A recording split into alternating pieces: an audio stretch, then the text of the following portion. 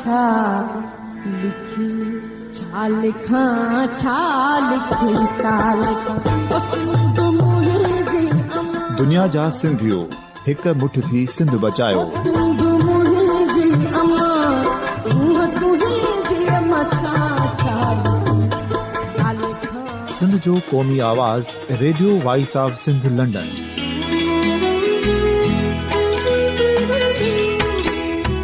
Radio voice of Sindh London पंहिंजी नशरियात में सिंध जी सियासत, समाज, इक़्तिसादियात, तारीख़, क़ौमी उमंगुनि ऐं अख़लाक़ियात मुतलिक़ सिंध जी हक़ीक़ी तर्जुमानी कंदे प्रोग्रामनि खे असराइतो बणाइण लाइ सिंध जे घण घुरनि ऐं धरतीअ सां प्यार कंदड़ अदीबनि, दानिशवरनि, सहाफ़ियुनि, उस्तादनि, वकीलनि ऐं हर तबिके जे मानवारनि सजणनि खे सिंध में शऊरी इनकलाब लाइ सहकार जो सॾु ॾियूं था। अचो त गॾिजी सूफ़ियुनि ऐं संतनि वारी सिंध जो ओज हिकु मुठ थी वरी वापसि आणण वारे सफ़र जा साथारी बणिजऊं।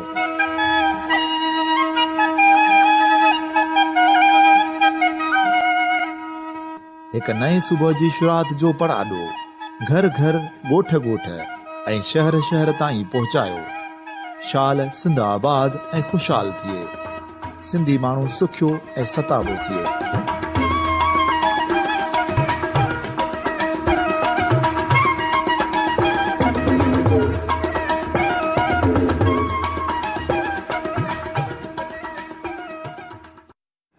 अस्सलामु अलैकुम। Radio voice of Sindh London तां अव्हां जो पंहिंजो साहिब ख़ान सोच जो ज़रूर प्रोग्राम सां गॾु अव्हां जी ख़िदमत में हाज़िर आहे। अॼु जे प्रोग्राम जे पहिरें भाङे कालम में अव्हां जी समाअतुनि लाइ मीर मोहम्मद साहब जिन जो कालम शाहूकार सिंध जो मुआइशी ऐं सियासी ख़ुदमुख़्तियारीअ खां महरूम अवाम जो इंतिख़ाब कयो वियो आहे।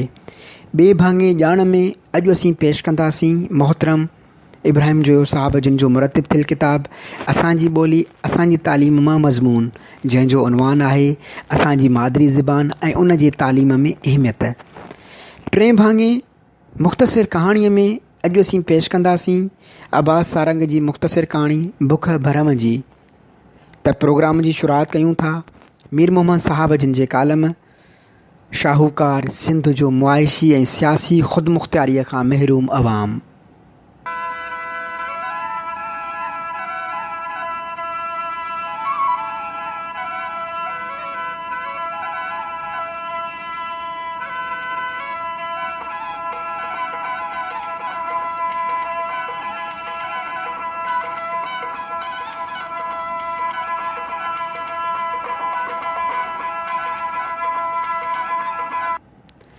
मीर मोहम्मद साहब पंहिंजे कालम में लिखनि था, जॾहिं असां पाकिस्तान जी मुआइशी सूरत हाल ते नज़र डोड़ायूं था त पंजाब तेज़ीअ सां तरक़ीअ जा ॾाका चढ़ी रहियो आहे। लाहौर शहर त चंद सालनि में पाकिस्तान जो पेरिस सॾराईंदो। साॻियो ख़्वाबु शहीद ज़ुल्फ़कार भुट्टे लाड़काणे लाइ ॾिठो हो, पर हाणे उहो शहर मॉडर्न मोहन जे दड़े जो ॾेख ॾिए थो। ख़ैबर पख्तूनख्वा उन डोड़ में पंजाब खां पोइते न आहे। उते जो अवाम त सियासी ख़ुदमुख़्तियारीअ में पंजाब खां बि अॻिते निकिरी वियो आहे। जिते गुज़िरियल ॾहाके खां मिडिल क्लास लीडरशिप सियासत ते हावी आहे ऐं मुआइशी हालतूं सिंध खां बहितर आहिनि। को ज़मानो हो जॾहिं सिंध में रोडनि ते ख़ैबर पख्तूनख्वा जा रहवासी पथर कुटींदे नज़र ईंदा हुआ, जेको कमु हाणे सिंधी पिया कनि। पोहरे में को एब न आहे, ईअं बि न आहे त को पख्तूनख्वा जी आबादी घटी आहे। ताज़ी आदमशुमारीअ मूजिबि उते जी सालियानी ॼम जी शरह में वाध सिंध खां अॻिते आहे। उन मां साबित थिए थो त ख़ैबर पख्तूनख्वा में गुरबत घटि थी आहे ऐं सिंध में वधे पई। उते मयारी तालीम ऐं हुनरी सुखिया सबबु बेरोज़गारनि खे मुल्क अंदरि तोड़े ॿाहिरि रोज़गार आसानी सां हासिलु थियो वञे। बलोचिस्तान में बि हालतुनि मुताबिक़ अॻिते वधी रहियो आहे। मञूं था त उते सरदारनि जो ज़ोर आहे, पर उते जी क़यादत मर्कज़ खां जेको घुरे थी उहो मिले थो, बल्कि उन खां बि वधीक। जिते रस्ता, तालीम, इलाज, पाणी वग़ैरह जी सहूलियतुनि तमामु घणी तेज़ीअ सां कमु हली रहियो आहे। मुंहिंजी दुरुस्तगी कजो जेकॾहिं आउं ग़लति हुजां त सिंध सूबो पाकिस्तान त छा पर बरे सगीर जो वाहिद ख़ितो आहे जंहिंखे कुदरत हर क़िस्म जे नेमतुनि सां नवाज़ियो आहे। हिन जे ओलह में कराचीअ खां शुरू थींदड़ जबलनि जो सिलसिलो जेको कुबो सईद खान खां खुशदार तरफ़ मुड़े थो, जिते रेती ऐं बजरीअ खां अलावा कोयले, क़ीमती पथर ऐं गैस जा वॾा ज़ख़ीरा दॿियल आहिनि। हिन जे खीरथर रेंज में हमल ढंढ ऐं गोरख खां अलावा नई गाज, मंशूर ढंढ, रनी कोट ऐं सफ़ारी पार्क जे वादियुनि में खोड़ जॻहियूं आहिनि जेके सियाहत लाइ मौज़ून तरीन आहिनि। जबल जूं चोटियूं सियारे में बर्फ़ सां ढकियल हूंदियूं आहिनि। उते तफ़रीह खां अलावा मेवात, ख़ासि तौर सूफ़, ॾाढ़ूं ऐं अंगूर वग़ैरह बि पैदा करे सघजनि था, पर ईअं थिए कोन थो, छो त अरसा एक्ट तहत लाड़ खे संदसि हिसे जो पाणी कोटा मुताबिक़ वक़्त ते मिले ई नथो। मैदानी पटी न सिर्फ़ु ज़रख़ेज़ आहे, पर उते तेल, गैस ऐं हाणे त कोयलो बदीन मां बि वॾो ज़ख़ीरो लधो वियो आहे। सिंधू दरिया जे विच सेर जे ॿिन्ही पासे लखें एकड़नि ते पखिड़ियल ॿेला ॾाढनि जे वर चढ़ी विया आहिनि। सिंध जे ओभर में रेगिस्तान ॾेपलो खां शुरू थी ॾहरकीअ वटि ख़तमु थिए थो, जिते गैस निकिरे पियो ऐं कोयले मां बिजली पैदा करण ते कमु हले पियो, जिते क़ीमती पथर, नगर पार्कर ऐं लूण जूं खाणियूं वग़ैरह बि मौजूदु आहिनि। ॾखण में समुंड हुअण सबबि सिंधु सदियुनि खां हेसि ताईं न सिर्फ़ु पाकिस्तान पर चीन, अफ़गानिस्तान ऐं विच एशिया जे मुल्कनि जे वाणिज्य वापार जो ज़रियो बि रही आहे। कंहिं ज़माने में कराची हवाई अॾो पूरे ॾखण एशिया में मसरूफ़ तरीन एयरपोर्ट हो। समुंड अंदरि न सिर्फ़ु अरबनि जे तादाद में हर साल फ़िश झलिजे थी, पर उते काफ़ी अहिड़ा ॿेट बि आहिनि जिन खे पिकनिक में तब्दील करे सियाहत खे बि फ़रोग़ ॾेई सघिजे थो। दुनिया में कुझु अहिड़ा मुल्क आहिनि जिन जी आमदनीअ जो वाहिद ज़रियो सियाहत आहे। उन खां अलावा सिंधु ख़ासि तौर थर, काशो ऐं लाड़ में सदियुनि खां जानवर पालण रोज़गार जो वॾो ज़रियो रहिया आहिनि। सिंध जे काशो ऐं रेगिस्तानी इलाइक़ो शमसी तवाने लाइ तमामु घणो मौज़ून आहे। साहिली पटीअ में बिजली ऐं समुंड जे ज़रिए बिजली पैदा करे सघिजे थी। हेतिरियुनि सारियुनि नेमतुनि बावजूदि सिंधु ग़रीब आहे, छाकाणि त हिते ताक़त जो सरचश्मो त आवाम आहे, पर ॼाणे वाणे हितां जे अक्सरियत खे ज़िंदगी ॾिनी वई आहे। जिते इलाज जी सहूलियत अणपूरी हुजे, माण्हू इल्मु पढ़ण खां महरूम रखिया विया हुजनि ऐं रोज़गार लाइ हुकुमरान टोले जा मुहताज कया विया हुजनि, उहा सिंध शाहूकार हूंदे बि ग़रीबत जो ॾेख छो न ॾींदी। मुंहिंजे नाक़स सम्झ मुताबिक़ उन्हनि मसइलनि जो हल सिर्फ़ु ऐं सिर्फ़ु आवाम जी सियासी ख़ुदि मुख़्तियारीअ में आहे। हिते त तालीम ऐं हुनरी सुखिया बि सिर्फ़ु डिग्रियुनि ऐं सर्टिफिकेटनि ताईं महदूद थी वई आहे। वधंदड़ बेरोज़गारीअ खे कारखाने ई मुंहुं ॾेई सघनि था, पर बदकिस्मतीअ सां गुज़िरियल सदी जे 70 वारे ॾहाके खां सनअतकारीअ खे जेको धकु लॻो, उन खां पोइ वरी पंहिंजे पेरनि ते बीही न सघी आहे ऐं सिंध जे कंहिं बि सियासी हुकूमत उन सिलसिले में का ख़ासि दिलचस्पी न ॾेखारी आहे। उन करे हितां जी ॿाहिराड़ीअ जी अक्सरियत रोज़गार लाइ ज़राअत जी मोहताज थी वई आहे, पर जंहिं तेज़ीअ सां उन सेक्टर में मशीनरी जो इस्तेमालु शुरू थी वियो आहे ऐं हथो वठी ज़राअत खे पोइ धिकियो पियो वञे, उन करे आउं यकीन सां चवां थो त चंद सालनि में ॿाहिराड़ीअ में बेरोज़गारी अञा बि वधंदी।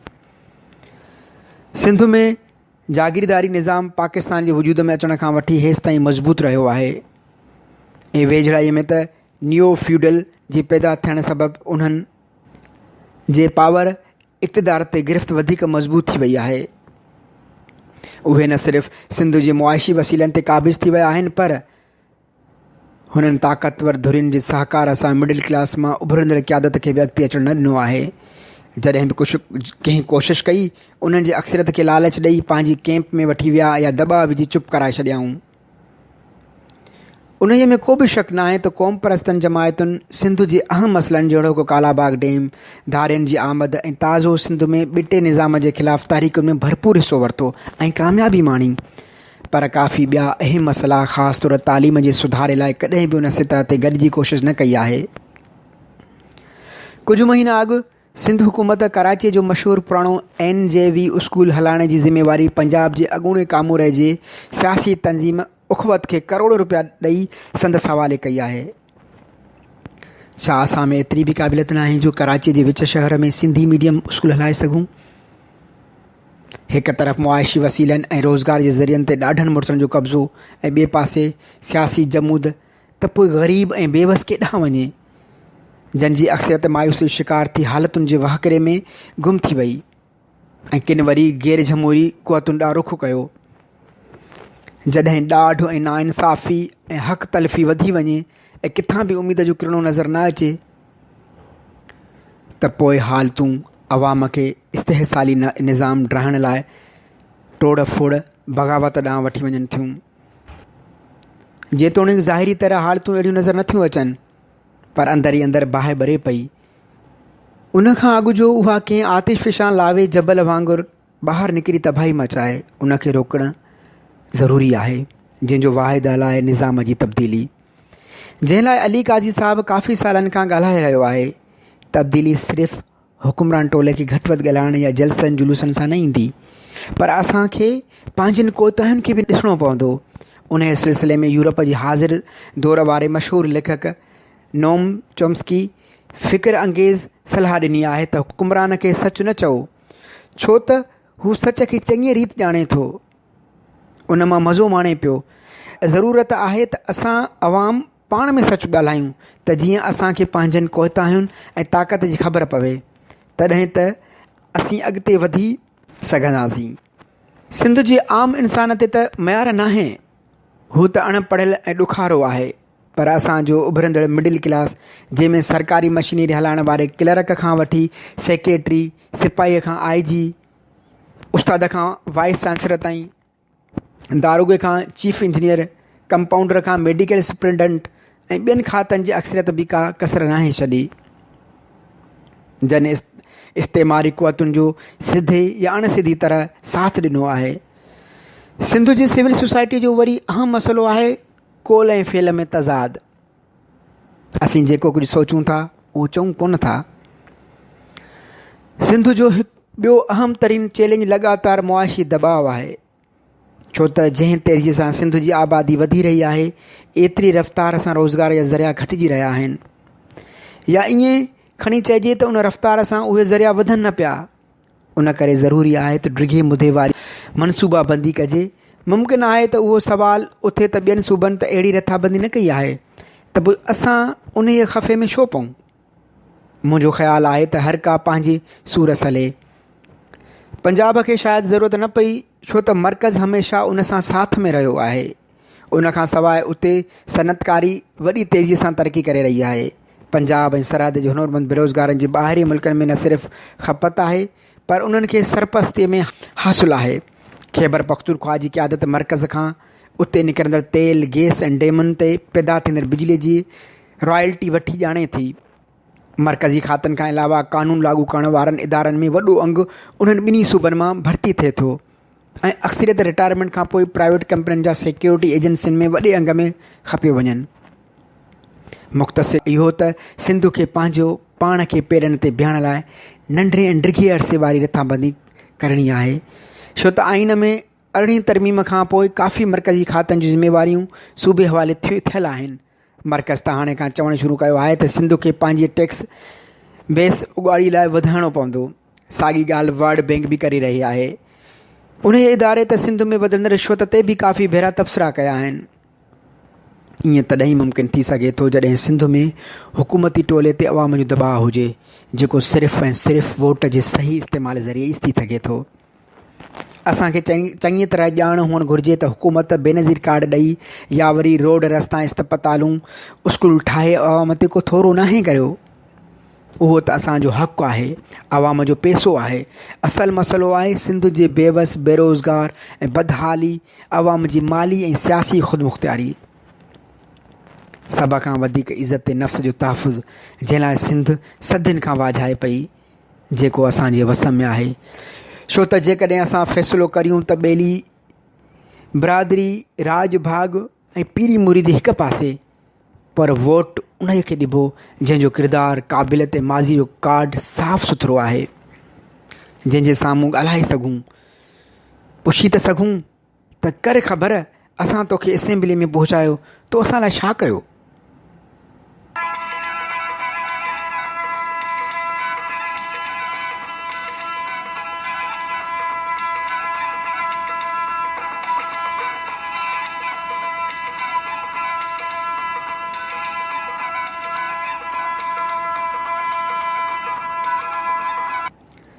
घणे भाङे खां शाहूकार सिंध जा वेगाणा सिंधवासी हर दौर में क़िस्मत खे न रुॻो निंदणिकी हुजण जूं मयारियूं ॾींदा नज़र ईंदा आहिनि, पर ख़बर न आहे कहिड़े अणथियाणी या मसीहा जा मुंतज़र हूंदा आहिनि त बिना पाण पतुड़ींदे सभु कुझु ठीकु थी वेंदो।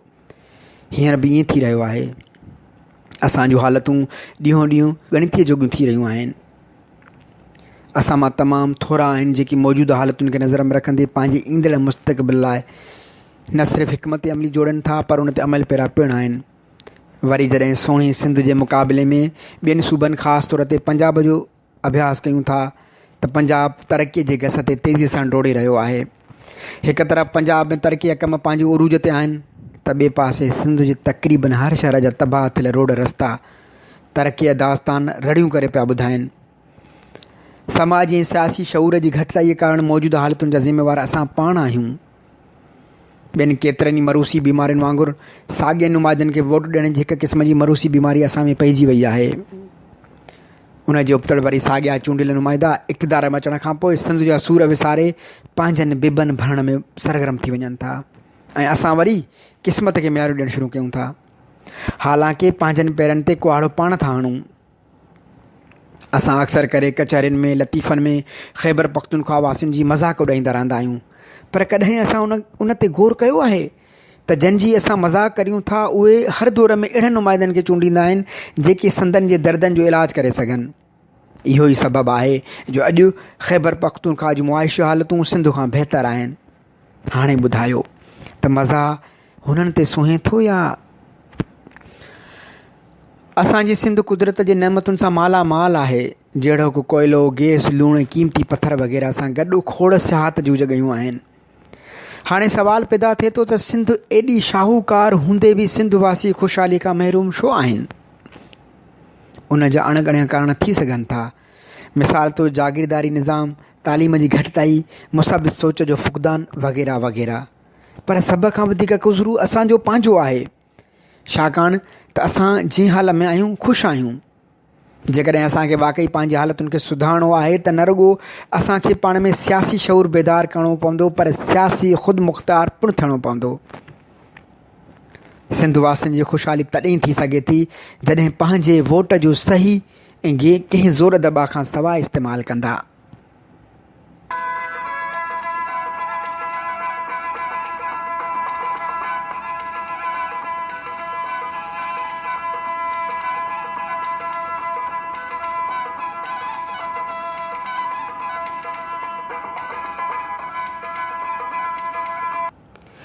अॼु जे प्रोग्राम जे भाङे ॼाण में पेश कयूं था मोहतरम इब्राहिम जोयो साहब जिन जे मुरतिब थियल किताब असांजी ॿोली असांजी तालीम मां मज़मून, असांजी मादरी ज़बान ऐं उन जी तालीम में अहमियत। तालीम जी सॼी नाकामी बुनियादी तौरु ॿोलीअ जी नाकामी आहे। हर साहिब इल्म शख़्स लाज़मी तरह ॿोलीअ जो साहिब आहे। बेअख्तियार या कम अख़्तियार मुआशिरे जे आॾो पंहिंजी बुनियादी हक़नि जी हिफ़ाज़त लाइ फ़क़ति ॿ रस्ता मौजूदु रहनि था। पहिरियों, पाण खे बाअख्तियार या ज़्यादा बाअख्तियार बणाइण लाइ जिदोजहद ऐं क़ुर्बानी। ॿियो, तानसेन भॻे साईं भेर जानसीन रस्तो रास थिए, यानी तंहिं विच में हालतुनि जो कुझु पंहिंजी बहितरी लाइ मुमकिन थी सघे उन ते अमल करणु। सिंधी मुआशिरे जो पिणु ॿियनि ज़िंदा इंसानी मुआशिरनि वांगुरु हिकिड़ो अहम ऐं बुनियादी हक़ पंहिंजी ज़बान जी हिफ़ाज़त ऐं फ़रोग़ आहे, छो त उन ते ई संदसि सॼी सुञाणप बल्कि पूरे वजूद ऐं उन जी अफ़ादियत जो दारो मदार आहे। अक़वाम मुत्तहिदा जे मंशूर में मुल्कनि जी अक़लियतुनि जो वजूद तस्लीम थियल आहे ऐं संदसि बुनियादी इंसानी हक़नि जी दस्तावेज़ में अक़लियतुनि जी ॿोलियुनि ऐं तहज़ीबुनि जो बचाव जो वाइदो थियल आहे। हम मज़हब इंसानी इज्तिमा में अक़लियत जो वजूद क़ाइमु रहे थो, ख़तमु कोन थो थिए। हम मज़हब अक्सरियत भी हम मज़हब अक़लियत मथां ॾाढ ऐं उन जी हक़ तलफ़ी करे सघे थी। आज़ादीअ खां पोइ कुझु जज़्बाती तरंग में ऐं कुझु गिरोही मफ़ाद जी शिक सबबि इस्लाम सां गॾु उर्दूअ खे पाकिस्तान जी नज़रियाती इसास जी हिकु अनसर तौरु अॻियां आणींदे मकानी ॿोलियुनि खे ऐं ख़ासि तौरु सिंध में सिंधी ॿोली जी तालीम ऐं तहज़ीबी हैसियत खे नज़रअंदाज़ कयो वियो, बल्कि उनखे नुक़सानु पहुचाइण जी कोशिशि कई वई। कराचीअ में सिंधु प्राइमरी ऐं सानवी स्कूलनि जो काफ़ी तादाद में बंदि थियणु ऐं कराची यूनिवर्सिटीअ तरफ़ां इम्तिहानी ॿोलीअ तौरु सिंधी ॿोलीअ जी तस्लीमीअ जी पक तरफ़ दर्दी ऐं इन सिलसिले जा काफ़ी ॻरा ऐं मोहले क़दम हुआ।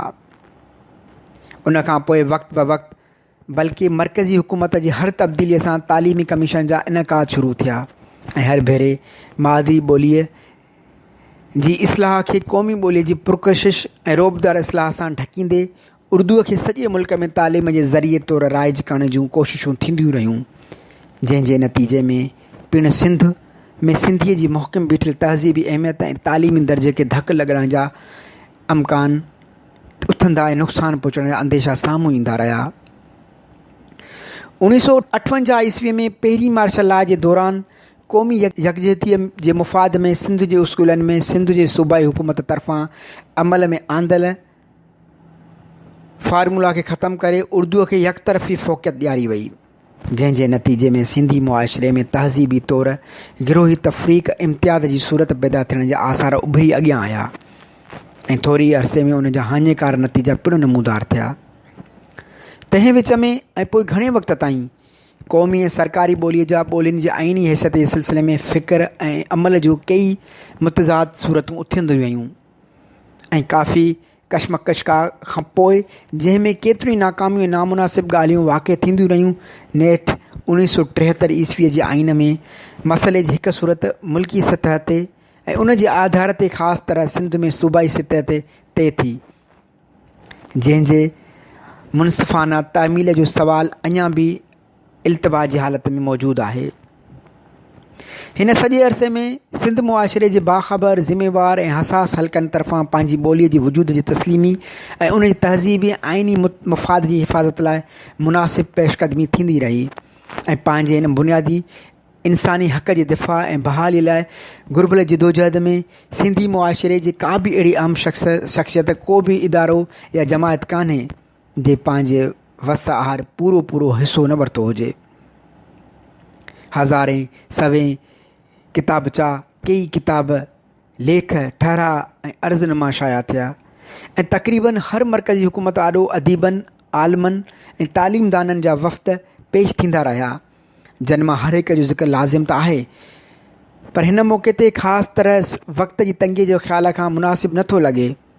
अलबत्ता उन सिलसिले में सिंधी अदबी संगत तरफ़ां 9 नवंबर 1962 ईस्वीअ ते योम सिद्ध ज़बान जे मल्हाइण में वसी पैमाने ते दस्तख़ती मुहिम ऐं उन जे तोमारी दस्तावेज़ी तयारी ऐं 1960 में सिंधी ज़बान सोसाइटी जे क़याम ऐं उन सोसाइटी पारां 1962 में हिकु तफ़सीली अर्ज़ जे तयारी ऐं सदर पाकिस्तान मार्शल मोहम्मद अयूब ख़ान खे वफ़्त जी सूरत में उन जे पेश करण जी ॻाल्हियुनि जो हिन मौक़े ते फ़क़ति यादगिरीअ तौरु ज़िक्र करे छॾण ई मुनासिब मालूम थिए थो। हेतिरी सारी लाॻीती ऐं बेखौफ़ बेलोस इज्तिमाही जिदोजहद जो ई नतीजो आहे जो अॼु असां पंहिंजी मादरी ॿोलीअ जी हैसियत हिते असां वटि उहा ई क़ाइमु आहे जेका आज़ादीअ खां अॻु हिन जी हुई, यानी पहिरियों इब्तिदाई ऐं सानवी स्कूलनि में 10हीं क्लास ताईं असांजी मादरी ॿोली इबियासी मज़मून बि आहिनि ऐं ज़रियो तालीम बि आहे। ॿियो क्लास 4 खां 12 क्लास ताईं ग़ैर सिंधी तालीम वारनि शागिर्दनि लाइ सिंधी लाज़मी इबियासी मज़मून जी हैसियत रखे थी, जीअं सिंधी ज़रिए तालीम वारनि शागिर्दनि लाइ उर्दू लाज़मी इबियासी मज़मून आहे। टियों 12हीं क्लास खां पोइ सिंधी यूनिवर्सिटीअ जे BA जी तालीम सतह ते पिणु असांजी मादरी ज़बान इबियासी मज़मून बि आहे ऐं अक्सर निसाबी कोर्सुनि लाइ तालीम जे ज़रिए तौरु बि पिणु मालूम यानी तस्लीम थियल आहे। चौथों MA जी सतह जी तालीमी सिंधीअ में बहिसियत इबियासी मज़मून जे सिंधी यूनिवर्सिटीअ में ऐं पिणु कराची यूनिवर्सिटी वटि सिंधीअ जी ज़रई तालीम तस्लीम थियल आहे। पंजों सिंध यूनिवर्सिटीअ वटि सिंधी ॿोली डॉक्टरेट ऑफ फ़िलासफ़ी जी सनद लाइ तहक़ीक़ी मज़मून जी ॿोलीअ तौरु तस्लीम थियल आहे। चऊं सूबाई पब्लिक सर्विस कमीशन वटि मुलाज़मतनि लाइ मुक़ाबले जी इम्तिहाननि में सिंधी बहिसियत हिकु मज़मून जे ऐं पिणु किन महदूद हालतुनि में इम्तिहानी ॿोलीअ जी ऐं मरकज़ पब्लिक सर्विस कमीशन वटि PCS जे आला मुलाज़मत लाइ मुक़ाबले जे इम्तिहान में फ़क़ति बहिसियत हिकु मज़मून जी तस्लीम थियल आहे। सतों असांजी मादरी ॿोली उर्दू सां गॾु जंहिंखे आइनी तौरु मरकज़ी हैसियत में क़ौमी ॿोलीअ जो दर्जो बि मिलियलु आहे, सिंध सूबे जी सरकारी ज़बान तौरु तस्लीम थियल आहे। हिकु मर्कज़ पसंद वफ़ाक़ी तर्ज़ हुकूमत में वफ़ाक़ जे हिक इकाई जी हैसियत में जेका इकाई मुतलिक़ ऐं मुस्तक़िल अक़लियत में हुजे, असांखे पंहिंजी मादरी ज़बान ॿोलीअ इन हैसियत ते ख़ुशि हुजण जा काफ़ी सबब आहिनि। ईअं बराबरि आहे त उहा उन जी असलूकी हैसियत हुई ऐं उन हैसियत खे असीं वॾे इज्तिमाही जिदोजहद खां पोइ तस्लीम कराए या क़ाइमु रखी सघिया आहियूं ऐं उन लाइ असांखे वरी वरी जिदोजहद पई करणी पई ऐं आईंदा बि शायदि ईअं थिए।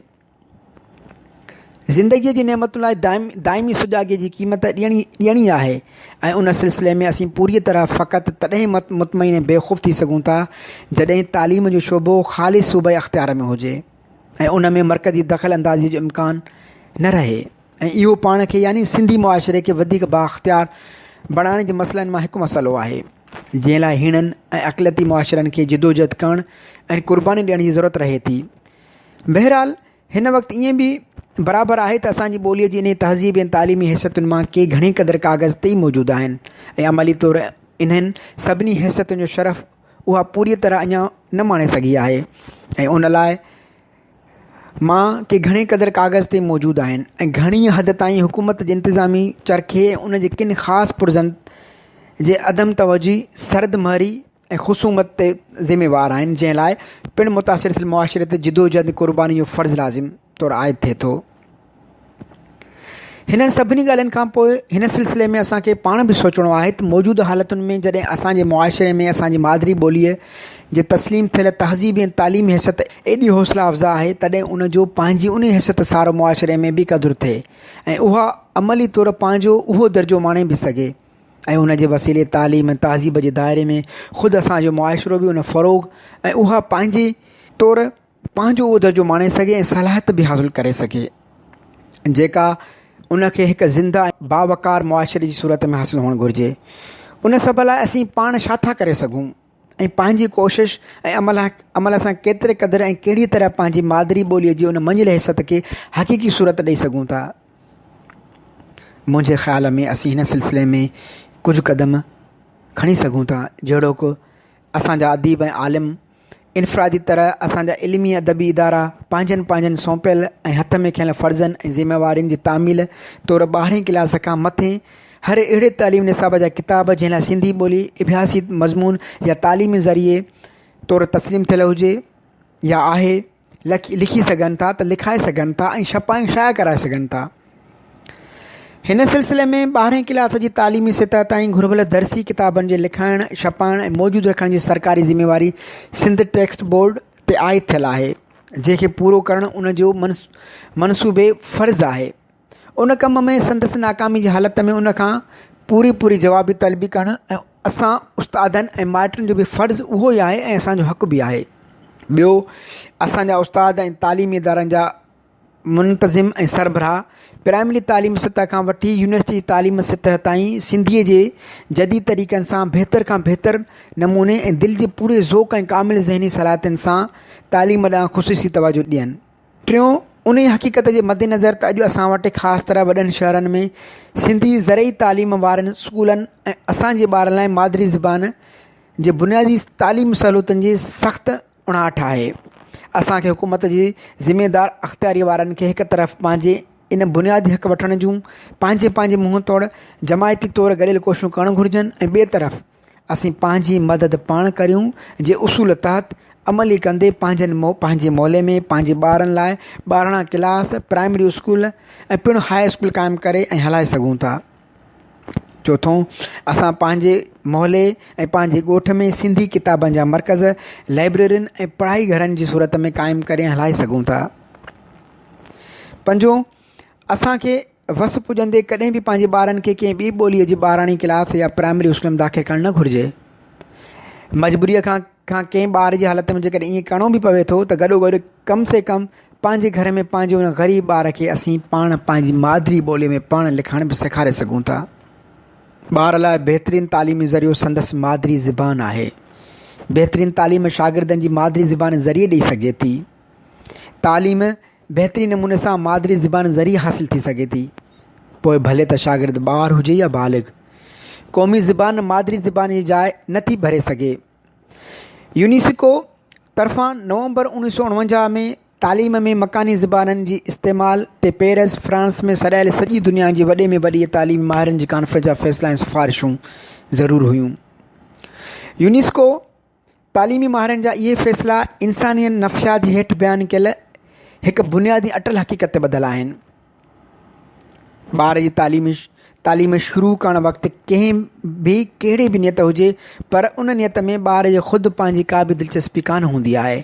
माइटनि खे, समाज खे, हुकूमत खे उन वक़्तु पंहिंजूं अलॻि अलॻि मुरादूं ऐं नियतूं थी सघनि थियूं, जेके कुझु मुतज़ाद ऐं कुझु मुवाफ़क़त में बि हूंदियूं आहिनि, पर उन्हनि जी कंहिं बि नियत सां ख़ुदि ॿार जो शऊरी इतफ़ाक़ या वास्तो कोन हूंदो आहे।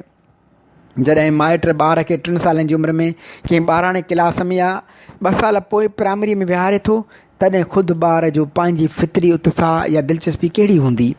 फ़क़ति हिकु, ऐं उहा हीअ त हू पंहिंजी दुनिया खां वाक़ुफ़ु थिए ऐं उन वाक़फ़ियत खेसि पंहिंजी उन दुनिया ते क़ाबिज़ थियण या हुजण जो शऊर ऐं ख़ुशी ॾिए थी। संदसि उन ॼाण जे उत्साह जे पूरे करण लाइ ॿार वटि 5 हवास त आहिनि, पर उन लाइ हुनखे तंहिं विच में बि हिकु हासिलात फितरत जेको तोहफ़े तौरु हथु अची वेंदी आहे, ऐं उहा हूंदी आहे हुन जी ॻाल्हाइण जी अटकल, यानी हुन जी मादिरी ॿोली।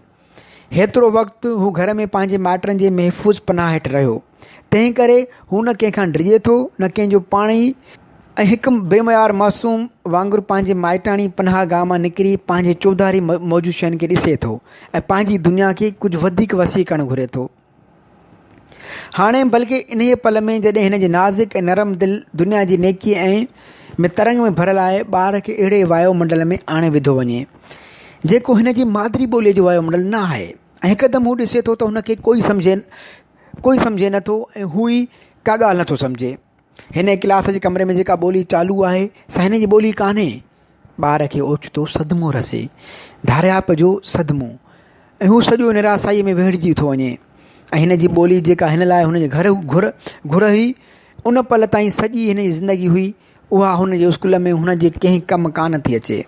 नतीजे में हू उन पंहिंजे नई दुनिया खां हमेशह लाइ ज़हनी तौरु जज़्बाती तौरु कटिजी थो वञे, ऐं हुन जे मन में अकेलाइप जो अहसासु पैदा थी पवे थो। उन धारियाप वारी फ़िज़ा में ॿार लाइ अहिड़ो को ख़तरो बि वाक़ई कोन्हे त उते को हिन ते उलर कंदो, हुनखे धकु हणंदो या अहिड़ो को नुक़सानु पहुचाईंदो, पर सच पुछो त अहिड़ो ख़तरो हुनखे उते ई आहे, उहो इहो त हू उते ध्यान तां लही वेंदो ऐं उन करे हुन जो क़दुरु घटिजी वेंदो ऐं खसीस लॻंदो। असां सभिनी खे जिन खे पंहिंजे ॿारनि जी तालीम जी अहमियत जो अहसासु आहे, यादि रखणु खपे त स्कूल जी दुनिया में जेकी बि शुगल दिलचस्पियूं कमकार थियनि था, उन में हिक खां ऐं सभिनी खां वधीक अहम शइ उतां जी ॿोली आहे। उहा ई हिकु शइ आहे जेका उन स्कूल जी दुनिया में हर को ॿार पाण सां खणी वञे थो।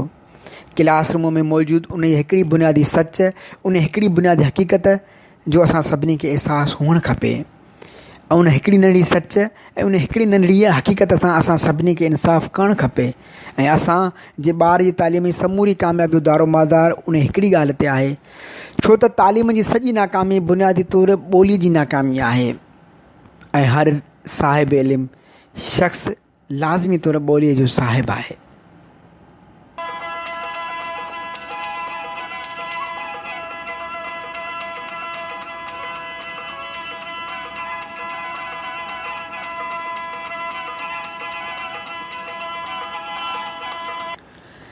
अॼु जे प्रोग्राम जे टे ऐं आख़िरी भाङे मुख़्तसिर कहाणीअ में पेश कयूं था अब्बास सारंग जी मुख़्तसिर कहाणी बुख भरम जी। मेरा कपिड़ा पहिरियल, गर्मीअ करे पघर में शल, काराटिल झीणो जिस्म, अखियूं ॾरा ॾिनल, अंदरि थियल विच चौक ते बंदि पियल जूस वारे मशीन जी टेबल खे पुठीअ सहारो ॾेई वेठल, हर मुंहं तां पघर खे पोते सां थियो घियाई। संदसि साम्हूं जी तांबड़ो वजूद, संदसि पुटु सिर्फ़ु मेरी कमीस में ज़मीन ते गॾु वेठल ऐं नक मां वड़ियल सिंग मथे चप ते आयल बुख वेगे पहा थियल। एतिरे में संदसि वर हिकु हिंदाणे जो अधु खणी वटनि अचे थो ऐं ॿिन्ही माउ पुट जे चेहरनि ते ख़ुशी झुमर पाईंदे भासे थी। टई हिंदाणे खे खाइण में झुंबी वञनि था। अधु हिंदाणो खाइण खां पोइ वञी पंहिंजे वर खां पुछे थी, ए किथां आंदो हुजई? संदसि वर को बि जवाबु न ॾिनो। त वञी वरी पुछुसि, एहे जवाब छो नथो ॾी? संदसि वर मुंहं खे ॾिसी पंहिंजा हथ छंडींदे चएसि थो, एहे सोनी, तोखे हमेशह तकड़ छो हुजे? तो हिंदाणो खाधो हुजे त बसि, तो अंब खाईंदी हुजे, उन जी खोखड़ियुनि खे छो थी खणी? अड़े मर्द, सोनी अहिड़ी माई न हुजे, ख़बर त पई हुजे त तो वटि सुबुह लाकूं ₹1 न हुजे त पोइ हितां हिंदाणो किथां आंदो? एहे सोनी, ही ज़मानो विधो हुजे ऐं दरिया बादशाह हुजे, हिकु पुराणो संगती मिली वई हुजे, उन कुझु पैसा ॾियणा हुजनि, बसि एतिरी ॻाल्हि। एहे नको, मां तोखे सुञाणी थी हुजां, सच ॿुधा। एहे सोनी, मूंखां तव्हांजी बुख ॾिठी नथी हुजे, हितां जो उथुसि त परले चौक ते गंद जी पेटीअ में उणे हिंदाणे जो अधु पियो हुजे त खणी हलियो आयोसि। बुख खां पोइ इहो भलो हुजे, हाणे त तोखे दिलि थी हुजे न। ऐं इहो ॿुधी पाण बि रोअण लॻी त संदसि साम्हूं वेठल जितामड़ो बि रोईंदो रहियो त खेसि छिके पंहिंजी छातीअ सां लाताईं। संदसि जितामड़ो वजूद त चुप थी वियो, पर संदसि अखियुनि में समुंडो थी पियोसि। रोईंदी रही चौक ते सरेआम कोई तड़पी रहियो हो ऐं चौक ते आम मामूल वारी ज़िंदगी पंहिंजी धुन में पंहिंजी रफ़्तार सां जारी हुई ऐं हू टई ॼणा गंद जे तां खयल अधु हिंदाणो खाई बि रहिया हुआ ऐं रोई बि रहिया हुआ। सोचिजो ज़रूरु प्रोग्राम जी अॼु जी क़िस्त पंहिंजी पुॼाणीअ ते पहुती। अवां पंहिंजी क़ीमती राय ऐं सलाहूं वॉइस ऑफ सिंध लंडन जी ईमेल एड्रेस info@radiovoiceofsin.com ते उमाणे सघो था। हमेशह जीअं असांखे अव्हां जे पैगामनि ऐं सलाहुनि जो ओसिड़ो रहंदो। ईंदड़ हफ़्ते ताईं सोचिजो ज़रूरु प्रोग्राम जे मेज़बान साहिब ख़ान खे ॾींदा इजाज़त, मोकिलाणी नाहे सदाईं गॾु। अवां जी समातुनि ताईं radio voice of Sindh London